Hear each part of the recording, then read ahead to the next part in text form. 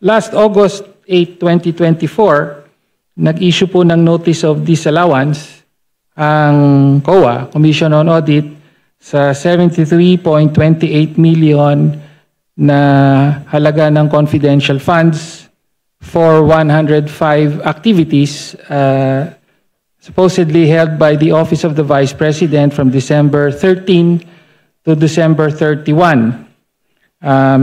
Sabi ng COA ay wala raw accomplishment reports na naipakita or sinubmit ang Office of the Vice President para dito at inaatas na o inuutos na ibalik ang pera ng Vice President ni Gina Acosta bilang Special Disbursing Officer at ni Julieta Villa del Rey bilang Chief Accountant.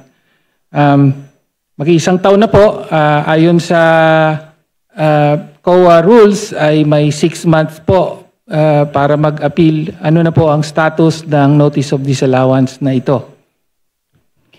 Madam Chair, I suggest that the Congressman ask this during the hearing of the Commission on Audit.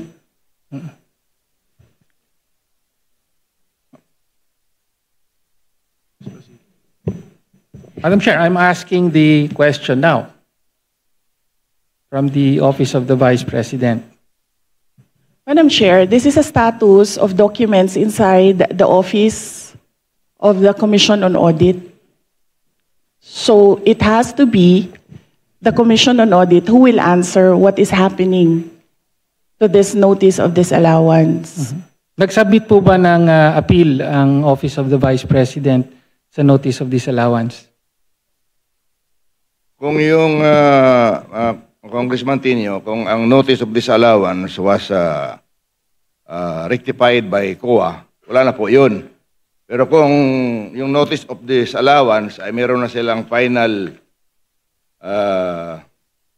adjudication and then merong order yun, final yung Notice of Disallowance. So, for your information, I will check with COA and get the records and give it to you. Thank you. Thank you, Chair.